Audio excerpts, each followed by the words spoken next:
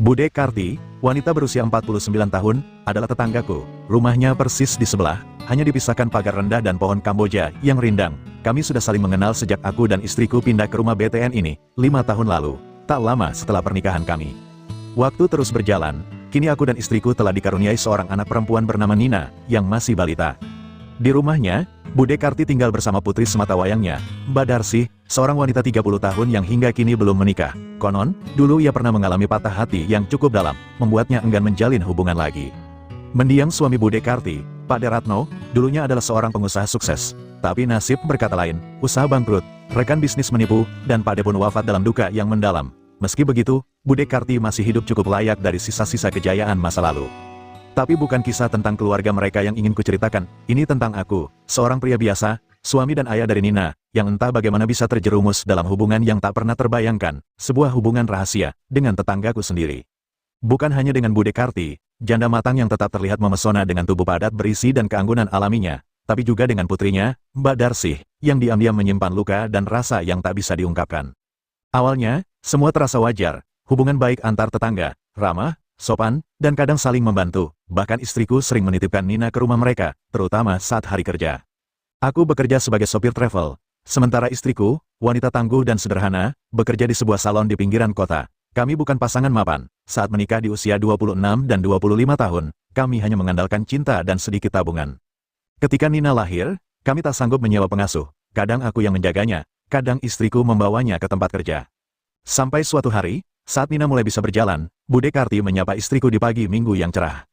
"Gimana kalau Nina dititipkan ke rumah Bude aja?" katanya lembut sambil tersenyum. "Biar Bude ada teman, ada kegiatan, nggak usah bayar, serius, Bude senang kok ngurus anak kecil."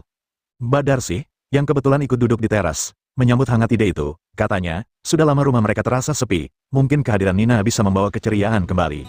Sejak itu, hampir setiap hari Nina lebih sering berada di rumah sebelah. Dan dari sinilah, segalanya bermula, hubungan yang semula hanya sebatas antar tetangga berubah perlahan. Ada rasa yang tumbuh diam-diam, sentuhan kecil yang tak sengaja, tatapan mata yang terlalu lama, obrolan ringan yang mendadak terasa lebih dalam dari seharusnya. Dan aku, yang tadinya hanya menitipkan anak, perlahan merasa, justru aku yang mulai dititipkan oleh takdir dalam kehidupan dua wanita itu. Sore itu, aku pulang lebih awal dari biasanya, langit mulai redup. Hawa hangat setelah hujan siang masih terasa di jalan-jalan kompleks. Aku menuntun motor pelan, langsung menuju rumah Bude Karti untuk menjemput Nina. Pagar rumahnya setengah terbuka. Dari dalam terdengar suara air mengalir dan tawa kecil Nina. Aku melangkah masuk, menyapa pelan.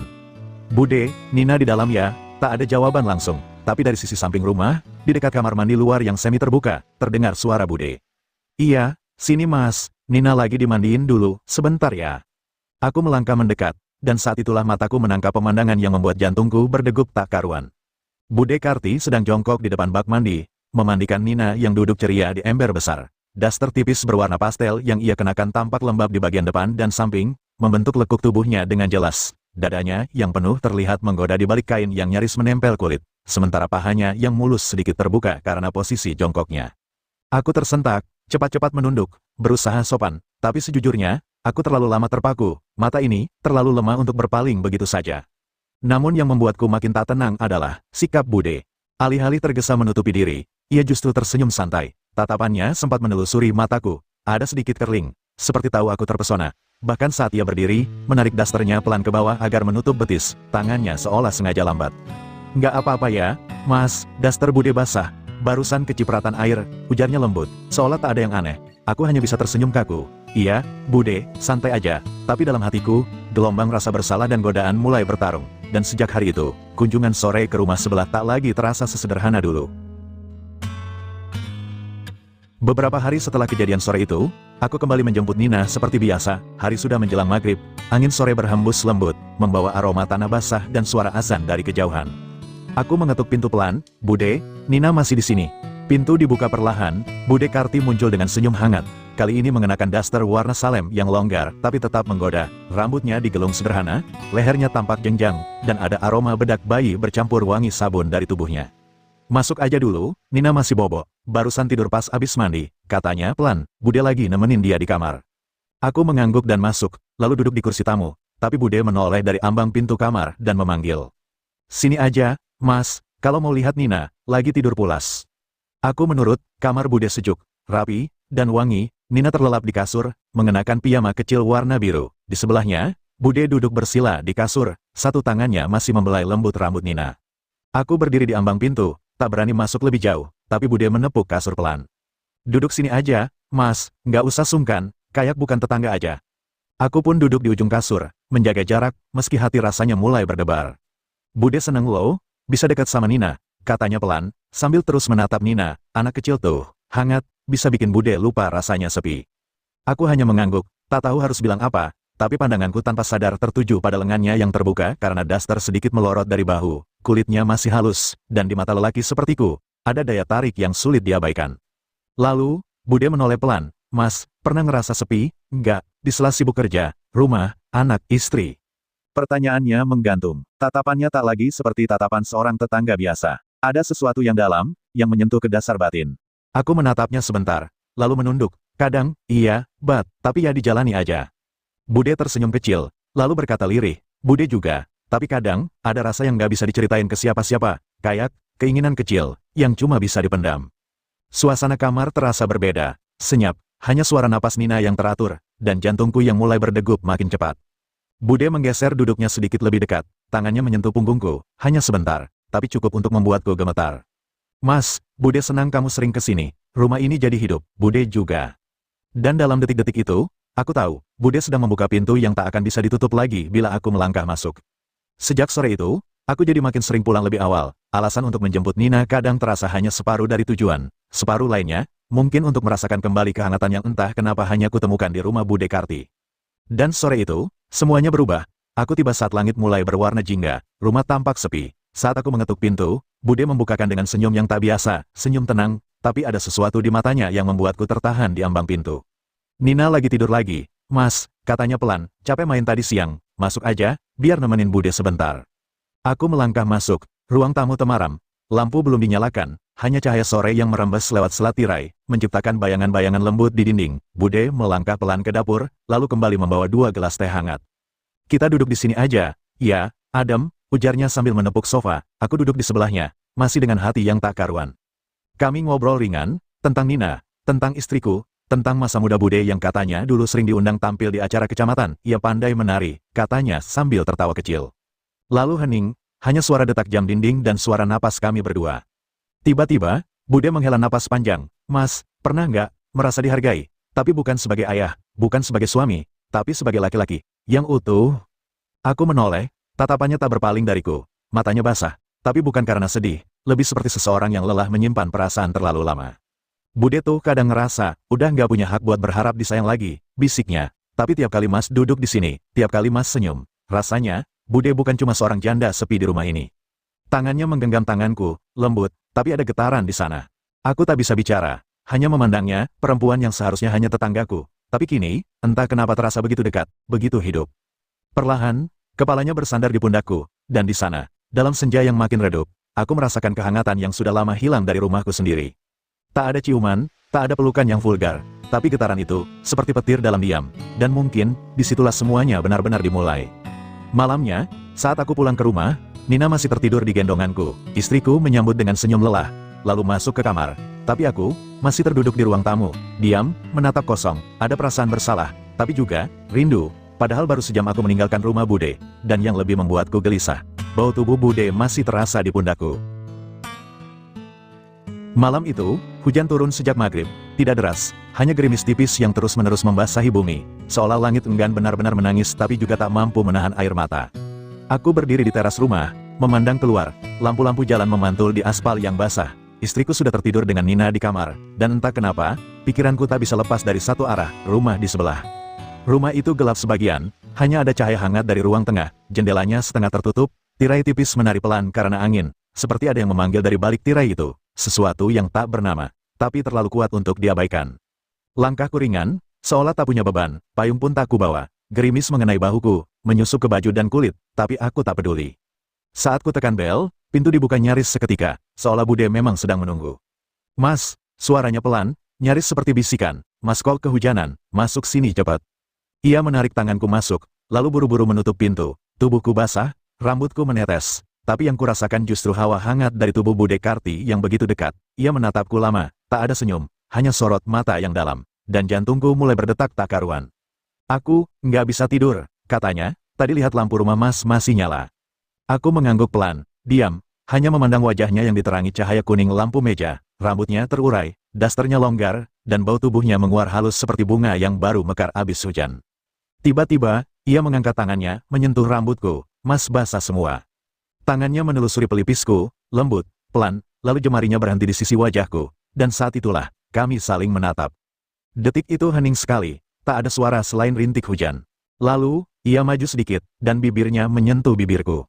Lembut, hangat, tidak terburu-buru, seperti kecupan yang menyimpan rindu puluhan tahun, akhirnya berani dilepaskan, napasku tertahan, mataku terpejam, tubuhku kaku, lalu perlahan luluh dalam rasa yang tak bisa kujelaskan. Saat ia menjauh, matanya basah. Maaf, Mas, tapi aku menggeleng, tanganku meraih tangannya. Jangan minta maaf, Bude, aku juga nggak tahu kenapa, tapi aku ngerasa, aku butuh ini. Ia menunduk, bibirnya bergetar, lalu, dalam diam kami berpelukan, lama, saling merapatkan dada yang selama ini hanya menyimpan sepi. Hujan di luar tak juga reda, tapi di dalam pelukan itu, waktu seperti berhenti, dan malam itu, untuk pertama kalinya dalam hidupku, aku merasa menjadi lelaki yang diinginkan. Bukan karena kewajiban, tapi karena cinta yang datang entah dari mana. Pagi hari terasa biasa saja, istriku menyiapkan sarapan sederhana, telur dadar dan nasi goreng sisa malam tadi. Nina bangun dengan mata sembab, karena tidur terlalu larut, kami tertawa bersama di meja makan, seolah tak ada yang berubah. Tapi di dalam diriku, ada yang tak tenang. Setiap aku melihat istriku menyisir rambut Nina, aku merasa hangat, dan bersalah. Karena di waktu yang sama, pikiranku terbang ke kecupan itu, ke sorot mata Bude malam itu, ke getaran tubuhnya saat memelukku. Aku merasa, mencintai dua wanita sekaligus.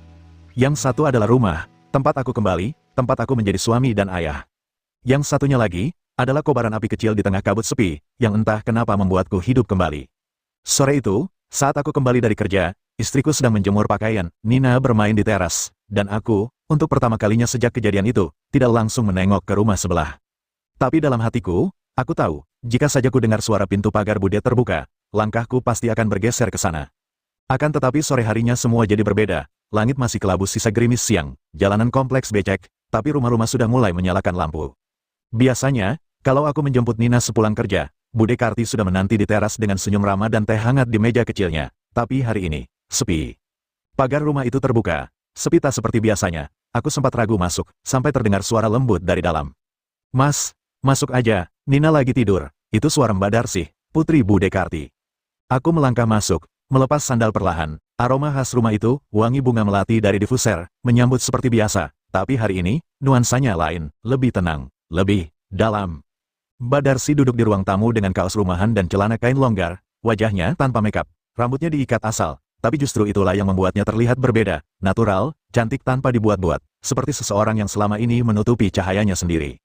Bude kemana? Tanyaku sambil duduk, ke acara keluarga di Tegal, sejak siang tadi berangkat, aku tadi izin pulang cepat dari kantor, kasihan Nina kalau nggak ada yang jagain.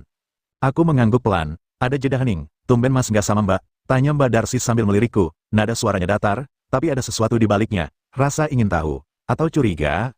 Dia masih di salon, katanya banyak pelanggan hari ini. Lagi-lagi hening, lalu dia tersenyum, senyum yang manis tapi, ada getir samar di baliknya. Mbak suka lihat cara Mas sayang sama Nina, katanya pelan. Kadang aku mikir, kayaknya enak ya punya keluarga kecil yang hangat. Aku menoleh, tatapan kami bertemu, dan di detik itu, aku sadar, tatapan mata Mbak Darsih berbeda, lebih terbuka, lebih rawan. Aku juga dulu pernah hampir punya, lanjutnya, tapi ya, nggak semua orang bisa setia, ya Mas. Aku menelan ludah, kata-katanya seperti menusuk sesuatu dalam diriku yang belum pulih. Tiba-tiba, suara Nina terdengar dari kamar, merengek pelan, tanda baru bangun tidur. Aku berdiri, tapi Mbak Darsi menahanku lembut, biar aku aja, Mas istirahat dulu, Nina tadi abis bobo siang lumayan lama. Dia masuk ke kamar, dan dari celah pintu yang tak tertutup penuh, aku melihat punggungnya saat ia menggendong Nina, gerakannya lembut, keibuan. Tapi juga menyisakan pertanyaan, kenapa wanita sebaik ini masih sendiri? Beberapa menit kemudian, ia keluar sambil menggendong Nina yang sudah lebih segar. Anak kecil itu langsung merengek padaku, dan aku pun mendekat, memeluknya. Dia tadi mimpi, nyebut-nyebut nama Mas juga loh, bisik Mbak Darsih dengan nada jenaka. Kami tertawa pelan, tapi di antara tawa itu, ada sesuatu yang tak bisa kusebut. Mungkin, rasa iba, mungkin juga, rasa penasaran yang mulai tumbuh.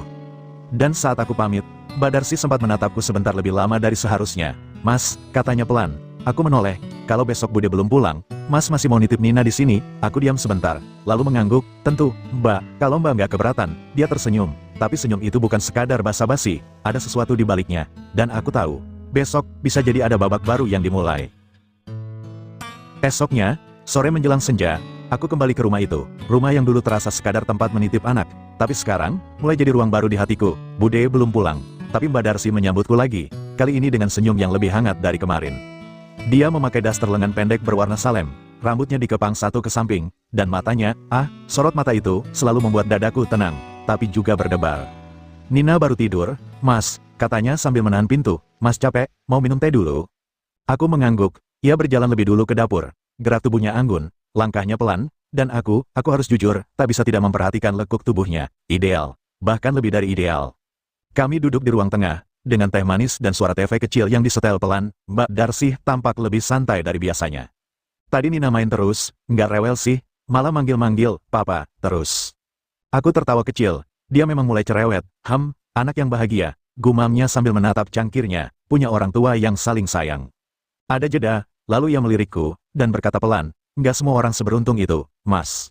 Aku menoleh, wajahnya masih kalem, tapi kini ada sesuatu yang terbuka dari dirinya. Dulu aku juga sempat yakin, bakal punya hidup yang utuh. Ia menarik napas, lalu menatapku, pacarku dulu, kami 5 tahun bareng, tapi akhirnya dia nikah sama cewek lain, katanya sih, karena dia harus tanggung jawab.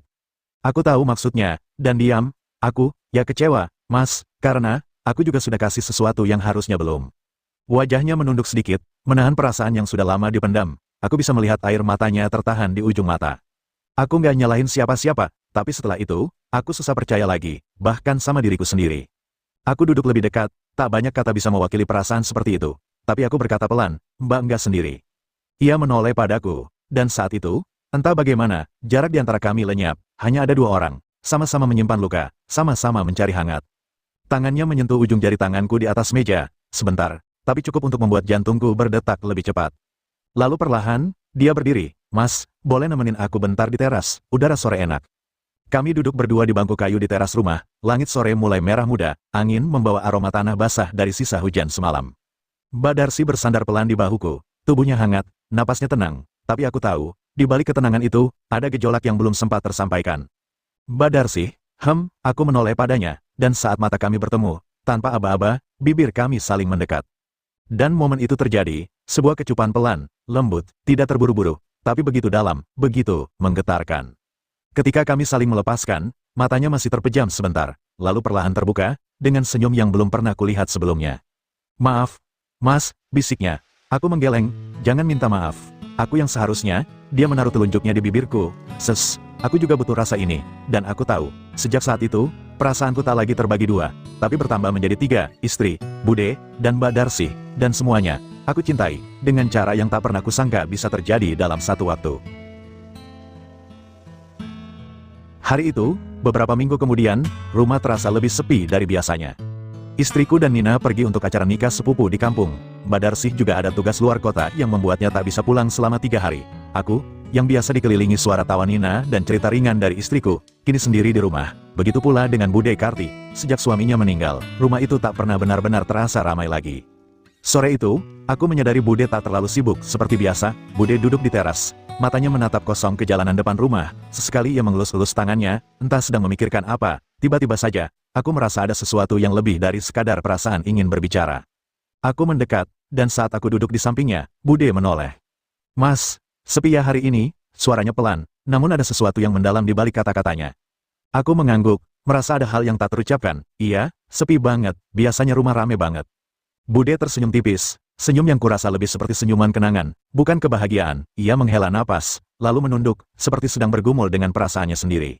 Tapi kadang sepi itu memberi ruang buat berpikir, Mas, katanya dengan suara hampir tak terdengar. Aku terdiam. Dalam keheningan itu, aku bisa merasakan ada ketegangan yang menggantung di antara kami. Suasana yang penuh emosi, di mana aku tahu, kami berdua tahu, bahwa sesuatu sedang menunggu untuk terjadi, meski kami berusaha menahannya. Bude berdiri, kemudian melangkah ke dalam rumah, seakan memberi isyarat untuk aku mengikuti. Aku yang merasa sedikit bingung, akhirnya mengikutinya tanpa kata. Ketika sampai di ruang tamu, Bude berbalik, berdiri memandangku, matanya yang biasanya lembut kini penuh dengan keberanian yang tak pernah kulihat sebelumnya. Mas, kita sudah lama kenal, kata Bude perlahan, aku nggak bisa lagi hanya jadi teman baik. Hatiku berdebar, aku menatapnya dengan cemas, juga tertarik. Semua yang aku rasakan selama ini, semuanya ada di sana, terpendam. namun selalu mengganggu. Bude melangkah maju, mendekat, tanpa ragu. Mas, aku tahu ini salah, tapi rasanya, aku nggak bisa menahan lagi. Tangan Bude meraih wajahku, dan dalam sekejap, bibir kami bertemu. Sebuah ciuman yang lebih dari sekadar sentuhan ringan. Ciuman yang mengandung semua perasaan terpendam, semua hasrat yang selama ini tak terucapkan. Aku tertegun sejenak, terperangah oleh keberanian Bude. Namun, perlahan aku membalas, merasakan hasrat yang sama. Semua yang aku pendam, kini terungkap dalam satu momen yang mengubah segalanya. Saat kami terpisah, Bude menatapku dalam-dalam, ada keheningan yang tak bisa dijelaskan. Lalu ia berbisik, "Mas, ini salah, tapi aku sudah tak bisa berhenti." Dan aku, entah kenapa, juga merasa begitu. Aku merasa takut, tapi juga merasakan sesuatu yang membara di dalam hati. Aku tahu, apa yang kami lakukan ini akan mengubah segalanya. Namun pada saat itu, hanya ada kami berdua. Hanya ada perasaan yang tak bisa lagi kami bendung. Kami terdiam, seakan waktu berhenti sejenak. Bude Karti berdiri beberapa langkah di depanku. Matanya tetap menatapku dengan penuh perasaan yang sulit diungkapkan. Ada kesan penuh keraguan, tapi juga hasrat yang tak terelakkan. Sejenak, aku merasa bingung dengan apa yang baru saja terjadi. Tapi kemudian, aku merasakan ketenangan yang aneh.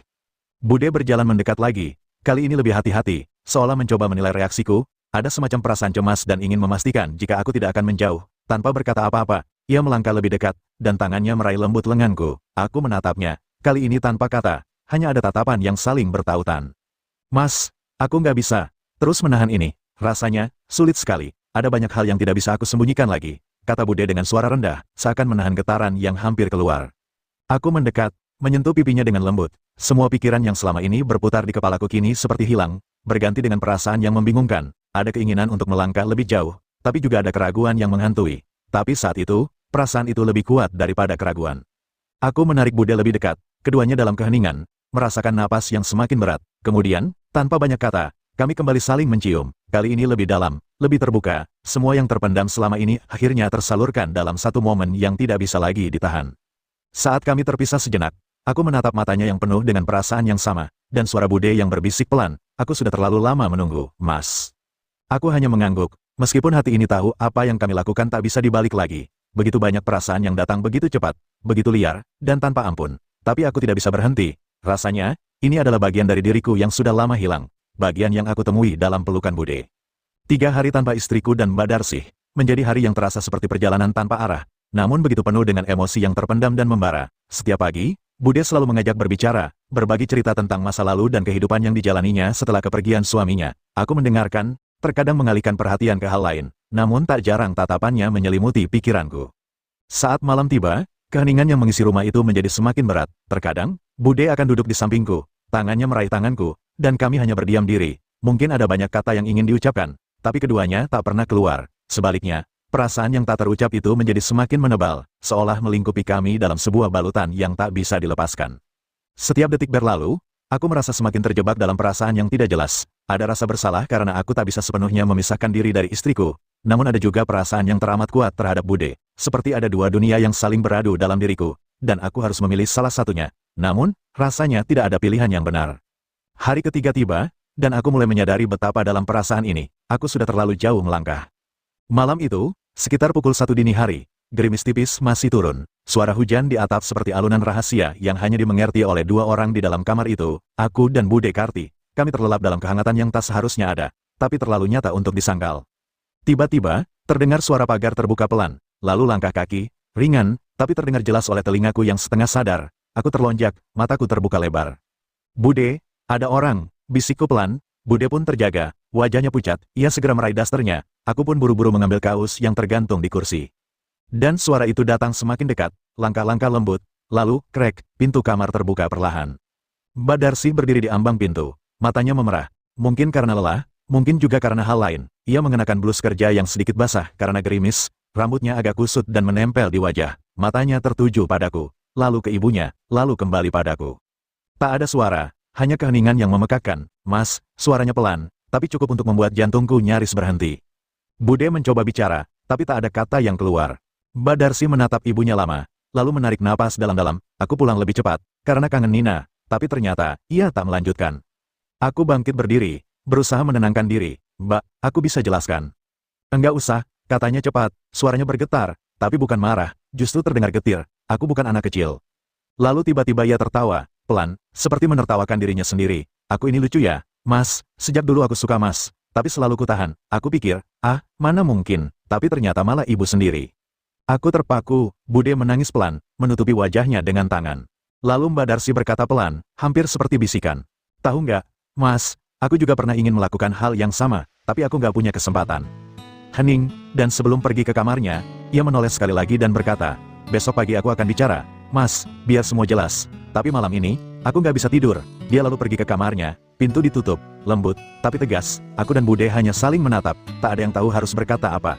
Tapi malam itu jelas jadi titik balik. Bukan akhir, tapi awal dari sesuatu yang lebih rumit, dan mungkin, lebih dalam. Bude masih terisak, tangannya menggenggam lenganku dengan gemetar, wajahnya menunduk dalam cahaya lampu kamar yang remang. Mas, suaranya lirih, aku ibu kandungnya, tapi aku malah begini. Aku ingin menenangkannya, tapi ia menarik napas panjang dan menatapku dengan mata yang sembab tapi penuh tekad. Kejar Darcy, Mas, dia butuh penjelasan, jangan biarkan dia tidur dengan pertanyaan dan luka seperti aku dulu. Aku terdiam. Bude memegang kedua tanganku, lalu menggenggamnya erat. Dia masih muda, dan dia sayang sama Mas. Aku tahu, bahkan sebelum aku sendiri mengakuinya. Aku tak menjawab, hanya mengangguk pelan, lalu melangkah keluar kamar dengan hati yang campur aduk. Dada sesak, kepala penuh suara. Pintu kamar Mbak Darcy tak terkunci. Aku mengetuk pelan, tak ada jawaban. Tapi ketika ku buka sedikit, dia sedang duduk di tepi ranjang, masih mengenakan pakaian kerjanya, rambutnya digerai, mata sembab. Ia menoleh, tak berkata apa-apa. Aku masuk perlahan, maafkan aku. Mbak, ia tersenyum pahit. Aku pikir malam ini aku bisa tidur di rumah dan merasa nyaman, tapi ternyata, hatiku malah makin kacau. Aku duduk di sebelahnya, hening menyelimuti kami. Lalu ia bertanya pelan, Mas cinta sama ibu? Aku menatapnya, bingung menjawab, aku sayang istri, tapi juga sayang Bude, dan kamu juga, Darcy. Mata Mbak Darcy berkaca-kaca lagi. Ia menunduk, menggigit bibirnya, lalu tanpa diduga, ia bersandar ke bahuku, pelan. Bilang aja, Mas, aku lemah, tapi malam ini aku pengen ngerasa jadi wanita yang diinginkan, meskipun hanya untuk sebentar. Tanganku refleks memeluknya, dan entah siapa yang memulai, tapi tiba-tiba bibir kami saling bersua, lembut, ragu-ragu, tapi penuh rindu yang terpendam. Kecup itu bukan sekadar pelampiasan, itu seperti pengakuan bisu dari luka yang lama terpendam. Dan malam pun larut dengan desir hujan di luar jendela. Dan desir batin dua manusia yang terlanjur tenggelam dalam kenyataan yang salah, tapi terlalu hangat untuk dihentikan. Kami masih terbaring diam. Setelah semuanya selesai, lampu kamar sudah padam sejak lama, tapi bias cahaya bulan menembus tirai, menyapu siluet kami yang masih terbungkus selimut dan sisa kehangatan yang belum benar-benar pergi. Mbak Darcy menyender di dadaku, napasnya masih tak teratur. Aku mengusap rambutnya pelan, tak tahu harus berkata apa, tapi suara hatinya lebih cepat keluar. Aku kira aku nggak bakal bisa ngerasain ini lagi, Mas. Ia berbisik nyaris seperti mengadu pada bantal. Rasanya udah lama aku kehilangan kepercayaan, kehilangan sentuhan yang hangat, yang nggak sekadar nafsu. Aku memeluknya lebih erat, dan dia pun membalas pelukanku. Tapi ini salah ya, Mas, tanyanya pelan. Aku menarik napas panjang, entah, Darcy, yang pasti, barusan itu nyata, dan aku juga merasa hidup. Kami hening sejenak, tapi pelukannya justru makin kuat. Aku tahu Mas sayang ibu, tapi malam ini, bolehkan aku egois sebentar aja? Tangis kecilnya pecah lagi, bukan karena sedih semata, tapi karena ada bagian dari hatinya yang selama ini ia pendam dan malam ini akhirnya tumpah. Aku tak sanggup menjawab, hanya memeluk, membiarkan dia merasa utuh walau sesaat, dan dalam diam itu, kami pun perlahan terlelap. Pagi datang dengan cahaya yang menyelinap dari celah tirai, dan suara ketukan pelan yang membuat jantungku mencelos. Mas, suara itu, suara Bude Karti. Aku sontak terbangun, begitu pula Darcy yang langsung duduk, selimut menutup dada, wajahnya panik dan masih merah. Mas, bangun, udah pagi, Bude masuk ya. Pintu terbuka pelan, dan di ambang pintu, Bude berdiri, rambutnya dikuncir, mengenakan daster biru langit, wajahnya tenang. Terlalu tenang. Mbak Darcy menunduk, tak berani menatap ibunya. Aku hanya bisa mengucap, maaf, Bude. Bude Karti menarik napas panjang, lalu berkata lirih, aku yang suruh Mas kesini, tapi aku nggak ngangka kalian akan begini. Ia tak menangis, tapi ada getar kecewa yang susah disembunyikan. Kalian punya pilihan sekarang, entah kalian jujur pada hati sendiri, atau terus berpura-pura sampai semua meledak. Lalu ia berbalik, melangkah keluar dengan pelan, sementara aku dan Mbak Darcy hanya bisa saling menatap. Dalam diam, ada luka, ada hangat, dan ada getir yang belum selesai. 3 hari itu terasa seperti mimpi, terlalu nyata untuk dilupakan, terlalu rumit untuk dikenang tanpa rasa bersalah. Tapi mimpi itu harus berakhir, dan hari itu datang dengan bunyi klakson di depan pagar. Aku buru-buru keluar kamar, masih sempat merapikan rambut dan membasuh muka di wastafel. Istriku pulang, bersama Nina, dengan senyum lelah dan mata yang berbinar, mereka datang menyambutku seperti tak ada yang berubah. Papa, Nina langsung berlari, melompat ke pelukanku. aroma khas anak kecil yang baru turun dari mobil, keringat, bedak, dan cemilan kereta api dari warung terminal. Aku peluk dia erat, terlalu erat, seperti ingin menebus sesuatu. Sementara mataku menatap istri, senyum manisnya yang kurindukan, yang kini terasa seperti tamparan yang halus tapi menyesakkan. Capek banget di kampung, katanya sambil masuk rumah. Besok kamu kerjakan, nanti malam aku aja deh yang tidurin Nina. Aku mengangguk, iya, kamu pasti capek banget. Dari balik jendela, aku sempat melihat tirai rumah Bude bergerak, entah siapa yang mengintip, tapi aku tahu, di rumah sebelah sana, dua hati juga sedang menyimpan cerita yang sama rumitnya. Malam itu aku tidur di ranjangku sendiri, di sebelah istriku yang sudah terlelap, memeluk Nina. Tapi aku tak bisa tidur, karena di hatiku, ada 3 ruang yang kini terisi. 1 untuk istriku, yang setia dan tak pernah menaruh curiga. 1 untuk Bude Karti, yang memberiku kehangatan di saat rumah terasa dingin. 1 lagi untuk Mbak Darsi, yang membuatku merasa dibutuhkan dan dihidupkan kembali. Dan Nina, Nina, cintaku padanya adalah yang paling murni. Tapi justru karena dia, semua ini terasa makin salah. Aku menatap langit-langit, lalu memejamkan mata. Ya Tuhan, apa aku sedang menghancurkan semuanya? Tapi hatiku terlalu dalam tenggelam, dan semuanya belum selesai. Waktu seperti mempercepat segalanya. Beberapa minggu setelah kepulangan istri dan Nina, hidup kami seperti kembali normal, tapi hanya di permukaan. Istriku, yang dulu selalu pulang sore, kini hanya pulang seminggu sekali. Salon tempat dia bekerja membuka cabang baru di luar kota, dan karena dia dipercaya sebagai penanggung jawab, jadwalnya pun ikut berubah. Sayang, aku harus berangkat Senin pagi, pulang Minggu siang ya, Nina titip, kamu kan ada Big Nisa sekarang. Aku hanya tersenyum, walau dalam hati, ada ruang yang makin sunyi. Big Nisa masuk ke dalam cerita seperti angin tenang. Perempuan 40 tahun, masih saudara jauh dari pihak ibuku mertua. Wajahnya bersih, senyumnya ramah, tutur katanya halus, khas wanita desa yang sudah kenyang pengalaman hidup. Dia datang atas usul mertuaku, yang tahu kami butuh bantuan di rumah sejak istriku sering dinas luar kota. Aku nggak keberatan bantu jaga Nina, kata Big Nisa saat pertama kali datang, toh aku juga udah capek tinggal sendirian di kampung. Dalam waktu singkat, Big Nisa jadi bagian dari rumah ini.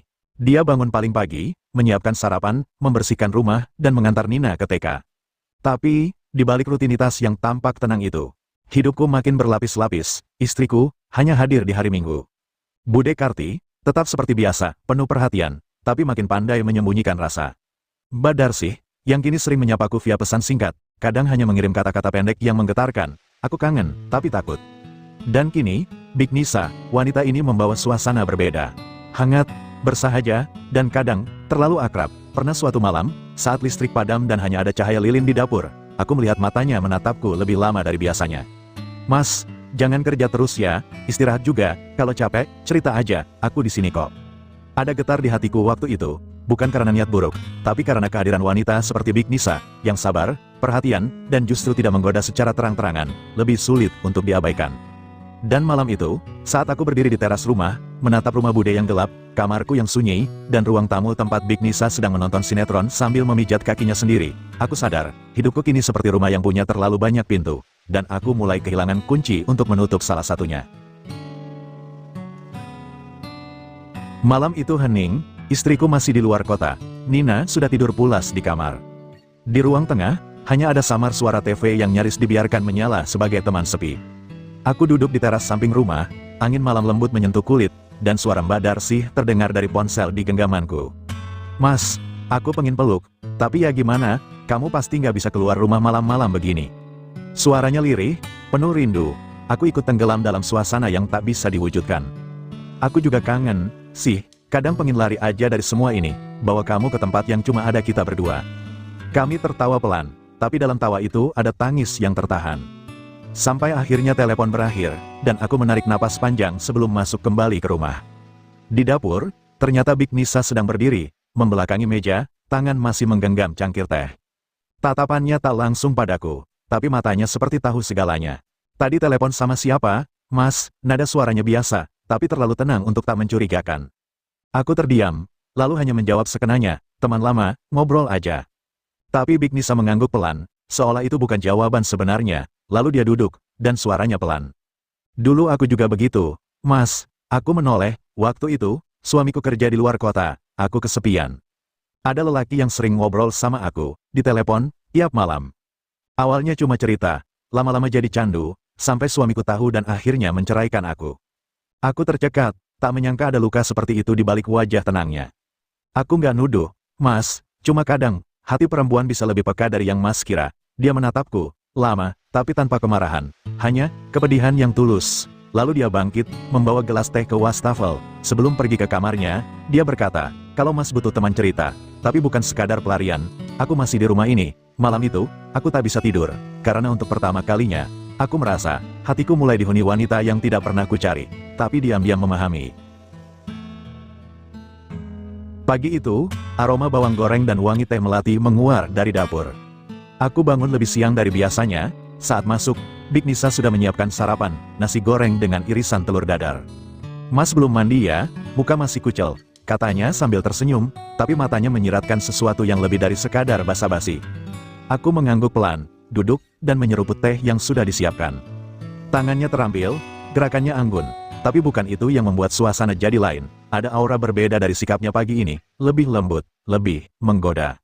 Mas Ardi tahu nggak? Dulu waktu aku masih gadis, aku dijuluki bidadari sungai di kampung. Aku menoleh heran. Dia tertawa kecil, soalnya suka mandi di sungai waktu subuh. Tapi cowok-cowok pada pura-pura mancing di situ. Hahaha. Tapi ya, dari dulu banyak yang bilang aku itu pinter main perasaan. Aku tak berani terlalu menanggapi, hanya ikut tertawa sekilas. Tapi itu dulu, Mas, sebelum semua jadi ribet, sebelum aku disia-siain, dikhianati, dan dibuang kayak barang usang. Nadanya berubah serius. Dia duduk di seberangku. Sinar pagi dari jendela memantul di kulitnya yang bersih dan matangnya, usia membuatnya terlihat istimewa.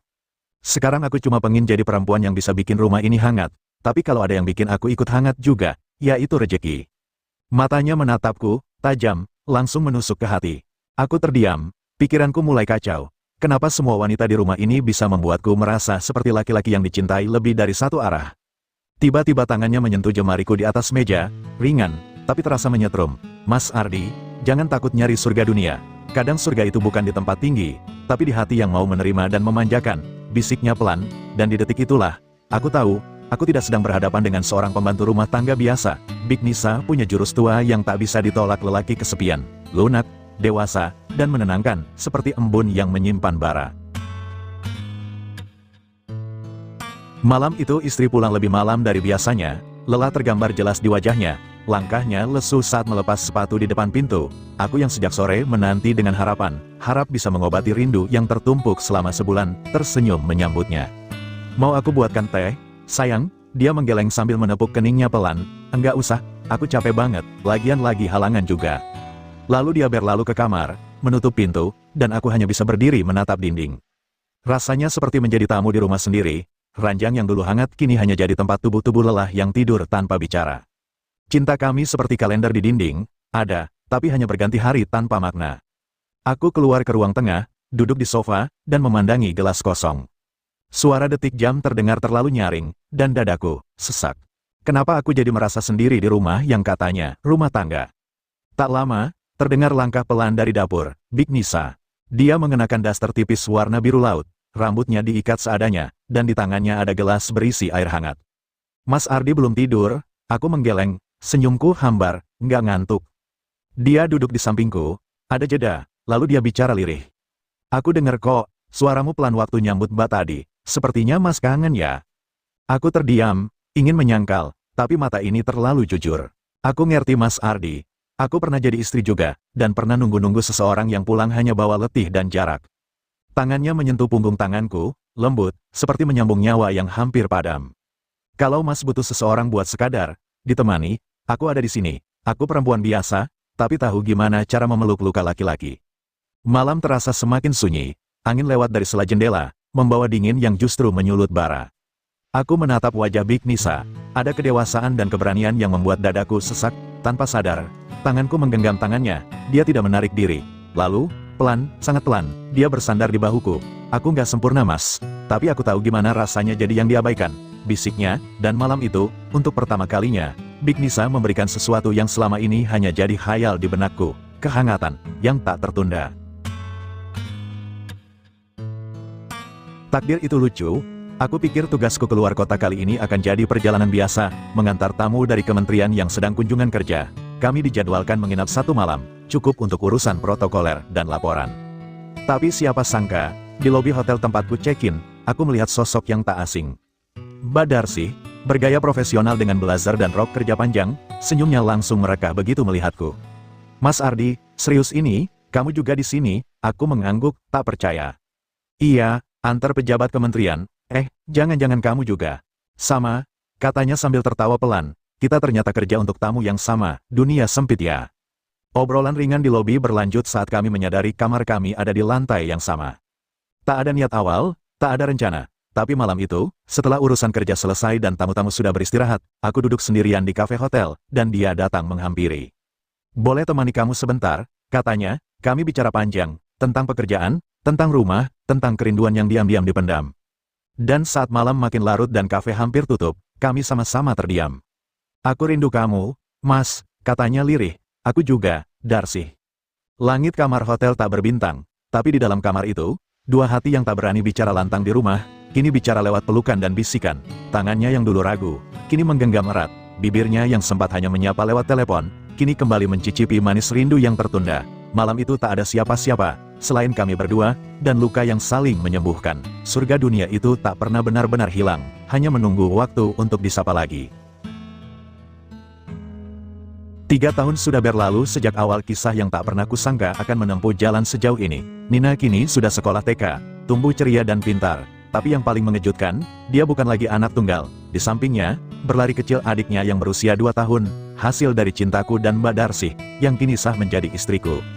Istriku, bukan lagi dia yang dulu menemaniku pindah ke rumah BTN ini 5 tahun lalu.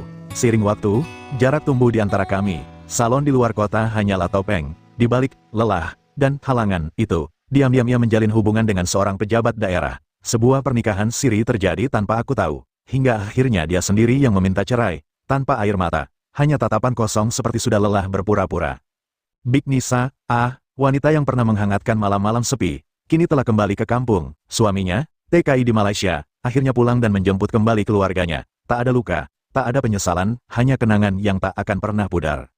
Kini, aku tinggal di rumah yang dulunya hanya rumah tetangga, di rumah Bude Karti. Tapi bukan lagi sebagai tetangga, melainkan sebagai menantu. Ya, Bude Karti kini mertuaku. Dan meski kami tak lagi sedekat dulu, ada bahasa rahasia yang tetap tersimpan di antara kami. Bahasa yang hanya kami berdua pahami. Malam itu, setelah anak-anak tidur dan Mbak Darcy sedang menidurkan si kecil, aku duduk di teras belakang. Gerimis menggantung di udara, aroma tanah basah menyentuh batin. Lampu remang-remang dari dapur membuat sosok Bude tampak temaram namun tetap memesona. Dia menghampiri dengan langkah ringan, mengenakan daster bunga-bunga yang pernah mengusik ingatanku bertahun-tahun lalu. Senyumnya masih sama. Matanya masih penuh teka-teki. Sambil duduk di sebelahku, dia berbisik pelan, dengan nada menggoda yang hangat dan bikin jantungku melambat. "Nanti malam bantu ibu sebentar lagi ya, Mas." Aku menoleh, menatap mata teduh yang pernah jadi awal dari semuanya. Dan entah kenapa, malam itu aku tahu, sekalipun hidupku telah berubah total, kerlingan nakal itu akan selalu jadi bagian dari cerita yang takkan pernah selesai.